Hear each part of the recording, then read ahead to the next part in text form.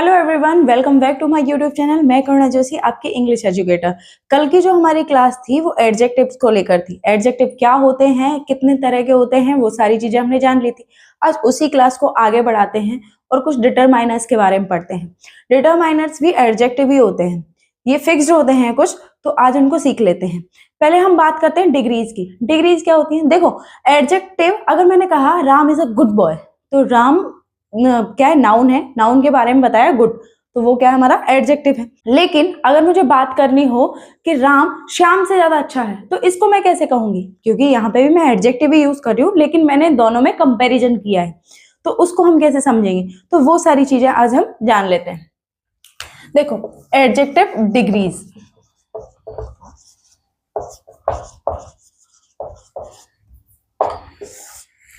ठीक है, तो एडजेक्टिव डिग्री तीन तरह की डिग्रीज होती है। Positive degree,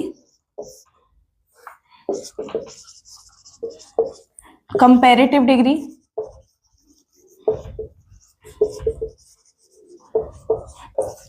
superlative degree.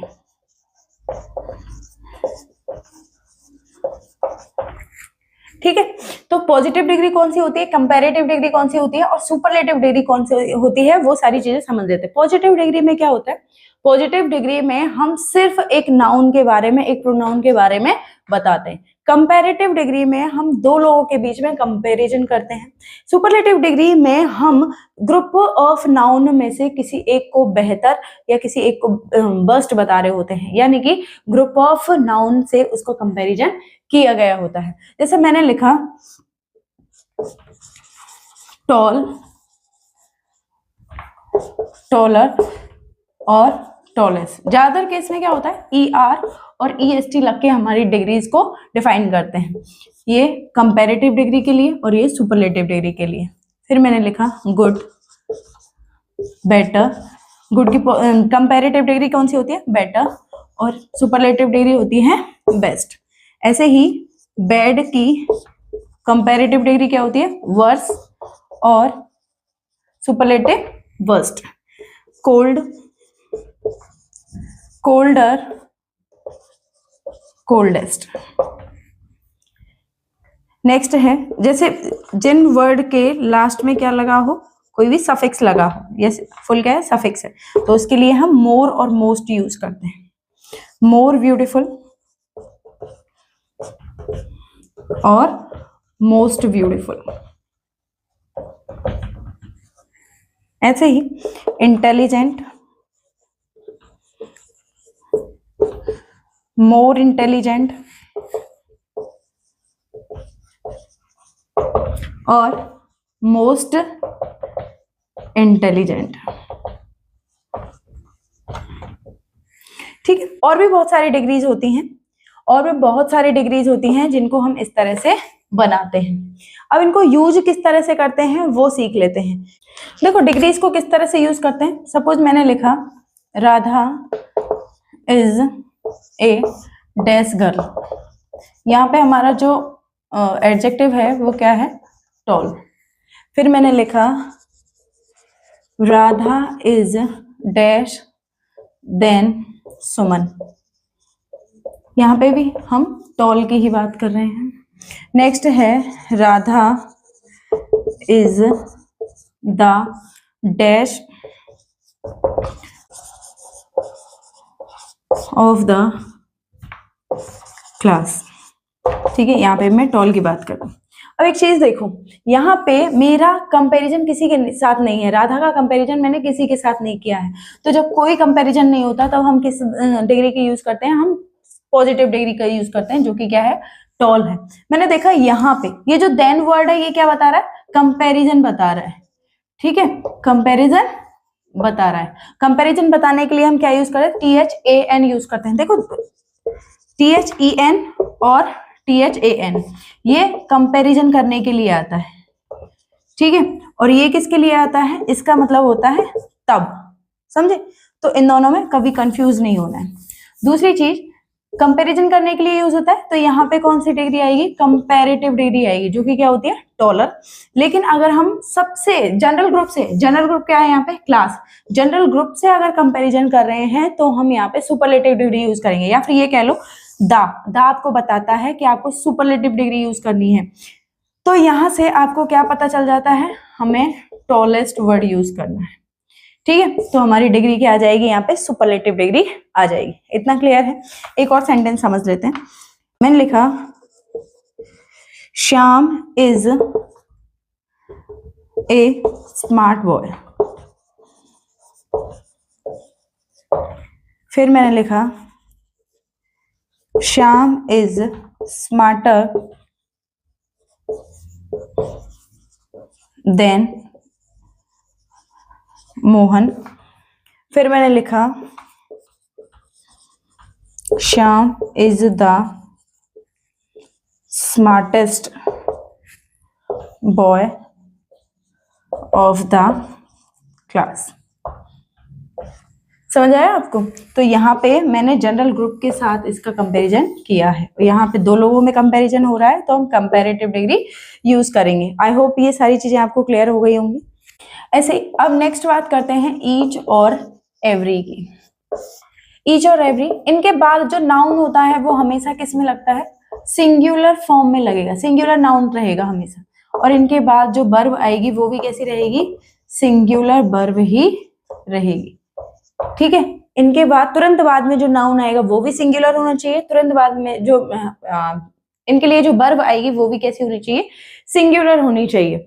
दूसरी बात, ईच एडजेक्टिव भी होता है, प्रोनाउन भी होता है, ठीक है। मतलब ये इसके बाद किसी अगर कोई नाउन आ रही है तो भी ठीक है, अगर ये अकेला आ रहा है तो भी ठीक है, लेकिन एवरी सिर्फ एक एडजेक्टिव है, मतलब ये अकेला नहीं आ सकता, इसके बाद कोई ना कोई नाउन आना जरूरी है। अब इसको यूज कैसे करते हैं वो देख लेते हैं। देखो, ईच का यूज हम कब करते हैं, इंडिविजुअल चीजों की अगर हम बात कर रहे हैं तो हम ईच का यूज करते हैं। एवरी का यूज कब करते हैं हम, जब हम जनरल ग्रुप के बारे में बात कर रहे होते हैं। अगर हम जनरल ग्रुप के बारे में बात कर रहे होते हैं तो हम एवरी का यूज करते हैं। और अगर हम एक एक, हमें पता है हम पर्टिकुलर एक एक की बात कर रहे हैं, इंडिविजुअल की बात कर रहे हैं, तो हम ईच यूज करते हैं। एग्जाम्पल देख लेते हैं। जैसे मैंने कहा I have books in my each hand. अब मैं हर एक हाथ की बात कर रही हूं, मतलब मेरे हर एक हाथ में क्या है, बुक्स हैं, इंडिविजुअली, मतलब एक एक हाथ में मेरे में क्या है, बुक है। लेकिन अगर मैंने कहा every student has a book, तो मैं हर स्टूडेंट की बात कर रही हूँ। अब स्टूडेंट कितने हैं, कितना उनका नंबर है, हमें कुछ नहीं पता, हम सिर्फ एक जनरल ग्रुप के बारे में बात कर रहे हैं। जितने स्टूडेंट थे उन सबके पास क्या है, बुक है। समझ आया? दूसरा, ईच का यूज कब करते हैं, जब हम फिक्स्ड नंबर की बात कर रहे होते हैं। अगर फिक्स्ड नहीं है, फिक्स्ड नंबर नहीं है, तो हम किसकी बात कर रहे हैं, एवरी की बात कर रहे हैं। फिक्स्ड नंबर है तो हम ईच की बात कर रहे हैं। मतलब दो या दो से ज्यादा चीजों के लिए हम क्या यूज करते हैं, हम ईच का यूज करते हैं, लेकिन ज्यादा चीजों के लिए हम हमेशा एवरी यूज करेंगे। फॉर एग्जाम्पल, मैंने कहा I have 2 best friends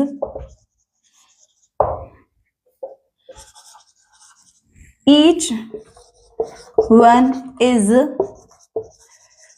beautiful। मेरे 2 बेस्ट फ्रेंड हैं और मैं क्या करती, वो दोनों क्या हैं, दोनों ही हर एक ब्यूटीफुल है। मैं 2, अब हमें पता है कि हम 2 की बात कर रहे हैं, तो यहाँ फिक्स्ड नंबर ऑफ नाउन है। लेकिन अगर मैं not fixed number of noun की बात करूं, जैसे एवरी स्टूडेंट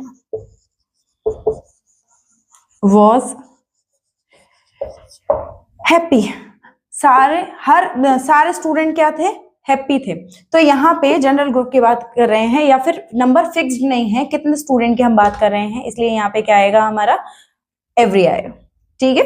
अब बात करते हैं लिटिल और फ्यू की। Little, few. देखो इनको तीन तरह से यूज कर सकते हैं हम, little, a little, the little. इसको भी same he, few, a few, the few. अगर हम अनकाउंटेबल चीजों की बात कर रहे हैं, अनकाउंटेबल नाउन के बारे में हम बात कर रहे हैं, तो हम किसका यूज करते हैं, लिटिल का यूज करते हैं। लेकिन अगर हम काउंटेबल चीजों की बात कर रहे हैं, काउंटेबल नाउन की हम बात कर रहे हैं, तो हम फ्यू यूज करते हैं। अगर अब इसमें इनको किस तरह से यूज कर लेते हैं वो देख लेते हैं। देखो लिटिल, ए लिटिल और the little, few, a few और द फ्यू। लिटिल मतलब क्या होता है, नेगेटिव, मतलब चीजें कैसी हैं, ना के बराबर है। जब चीजें ना के बराबर हो तब क्या यूज करते हैं, लिटिल। इसका मतलब होता है थोड़ा सा या थोड़ी सी, ठीक है। दा के मतलब, दा का मतलब, दा लिटिल का मतलब जितना है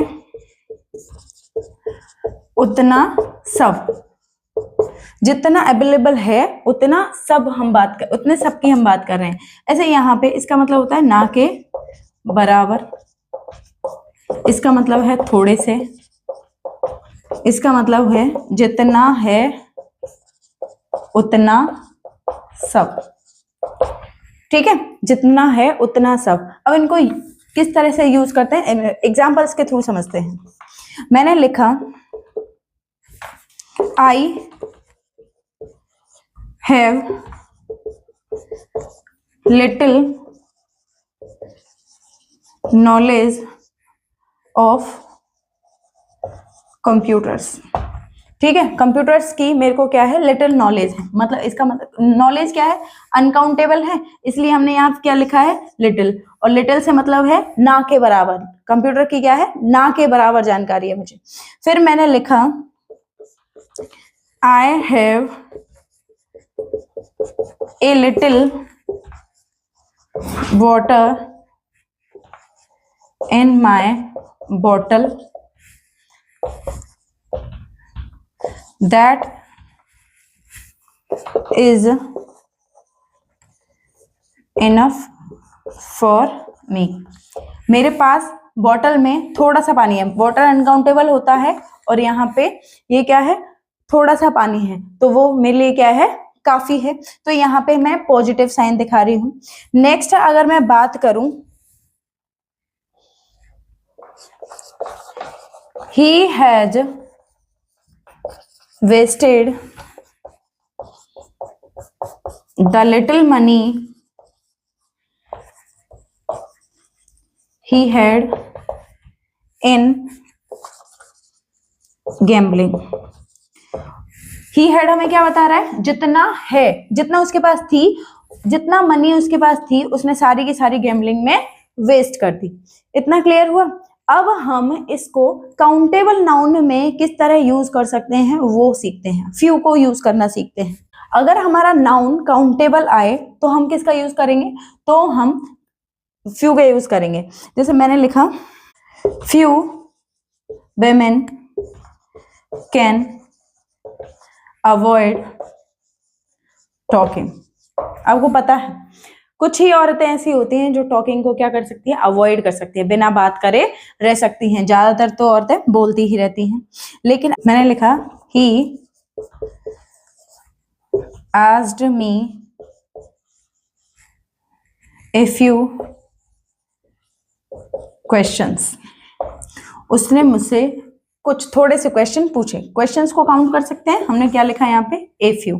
ना के बराबर वेमेन बातचीत को अवॉइड कर सकती हैं। कुछ क्वेश्चन, थोड़े से, इसका मतलब क्या है, थोड़े से क्वेश्चन पूछे।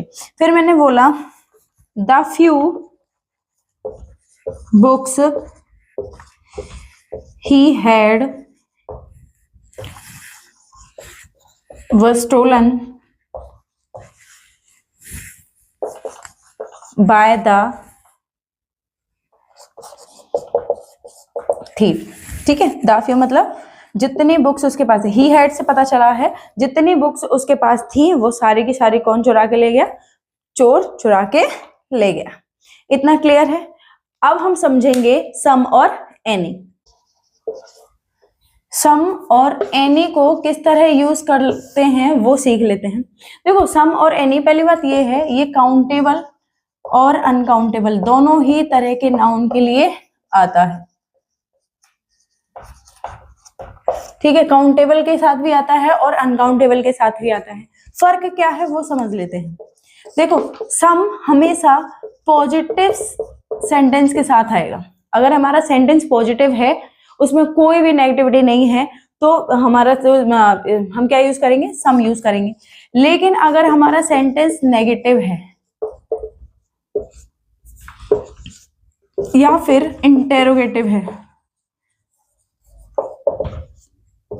तो हम क्या यूज करेंगे, एनी यूज करेंगे। फॉर एग्जाम्पल मैंने लिखा I have some books of Chetan Bhagat. Chetan Bhagat की कुछ बुक्स मेरे पास है। सेंटेंस पॉजिटिव है, सम फिल किया। लेकिन अगर मैं कह रही हूं मेरे पास बुक्स नहीं, मेरे पास I don't have any book of Chetan Bhagat. Chetan Bhagat की मेरे पास कोई भी बुक नहीं है, तो यहाँ पे क्या फिल किया है मैंने, एनी, जस्ट बिकॉज हमारा सेंटेंस कैसा है, नेगेटिव है। या फिर मैंने लिखा do you have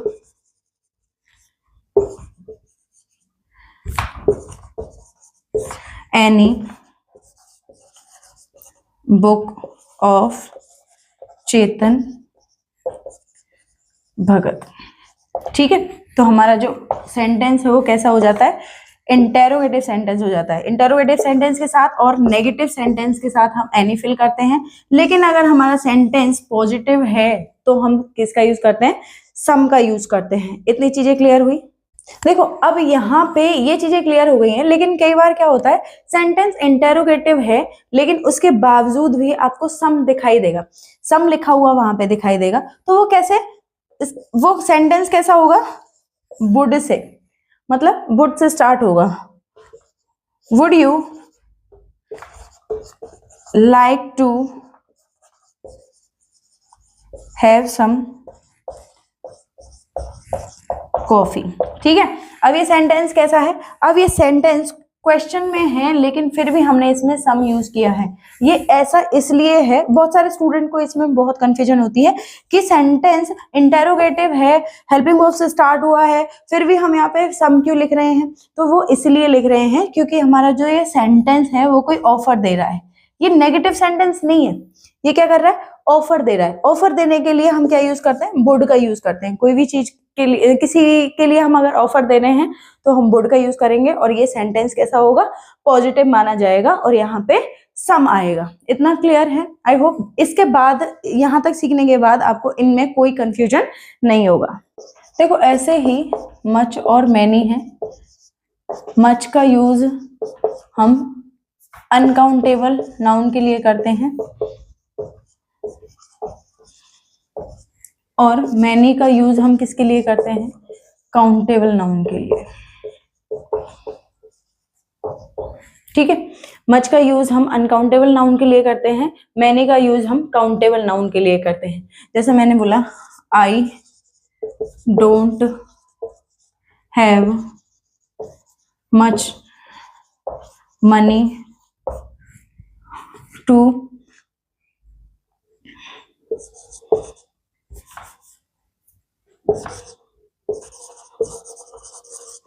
purchase this book. मेरे पास बुक खरीदने के लिए बहुत ज्यादा पैसे नहीं हैं। इनका मतलब ही दोनों का क्या होता है, बहुत। ठीक है, अगर मैंने लिखा, ये सेंटेंस कैसा हो जाता है हमारा, मनी अनकाउंटेबल नाउन में आता है, इसलिए हम क्या लिखेंगे यहाँ पे, मैंने मच लिखेंगे। लेकिन अगर मैंने लिखा आई हैव मैनी फ्रेंड्स, ठीक है, तो ये क्या है, काउंटेबल है, इसके लिए हमने क्या लिखा है यहाँ पे, मैनी लिखा है। तो इनमें ज्यादा फर्क नहीं है, सिर्फ यही फर्क है। अब बात करते हैं एल्डर एल्डेस्ट, ओल्डर, ओल्डेस्ट की, ठीक है। एल्डर, एल्डेस्ट, ओल्डर, ओल्डेस्ट की बात करते हैं। देखो, देखने से ही पता चल गया होगा, ये और ये कंपैरेटिव डिग्री है, ये और ये सुपरलेटिव डिग्री है, ठीक है। तो पहले इनमें फर्क समझ लेते हैं। देखो, अगर आप यहाँ पे क्या होता है, इन दोनों का यूज हम तब करते हैं जब हम बात कर रहे हो ब्लड रिलेशन की, ठीक है। अगर ब्लड रिलेशन की बात कर रहे हैं तो हम यहाँ पे एल्डर और एल्डेस्ट का यूज कर देंगे।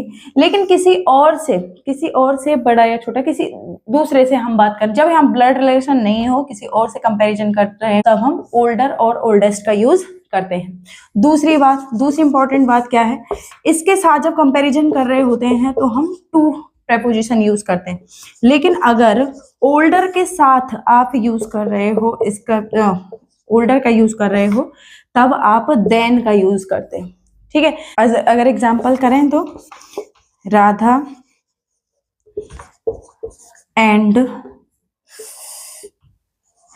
महिमा आर रियल सिस्टर्स,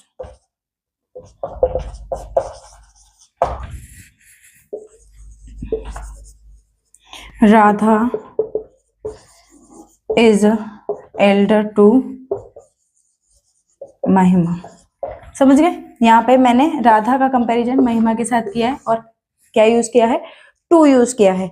लेकिन अगर मैं बोलूं Radha is the eldest girl of our family, तो यहाँ मैं क्या बात कर रही हूँ, राधा मेरी फैमिली में से बात कर रही हूँ, है ना, तो मतलब ब्लड रिलेशन है, तो यहाँ पे सुपरलेटिव डिग्री का हमने यूज किया है। इतना क्लियर है? लेकिन अगर ब्लड रिलेशन ना हो, जैसे मैंने लिखा Ram is older than Shyam, अब इनका पता नहीं चल रहा है कि इन दोनों में क्या रिलेशन है। कंपैरिजन किया है, ओल्डर लगा दिया और ओल्डर के साथ क्या आएगा, देन आएगा। लेकिन और अगर मैंने लिखा जैसे दिस इज द ओल्डेस्ट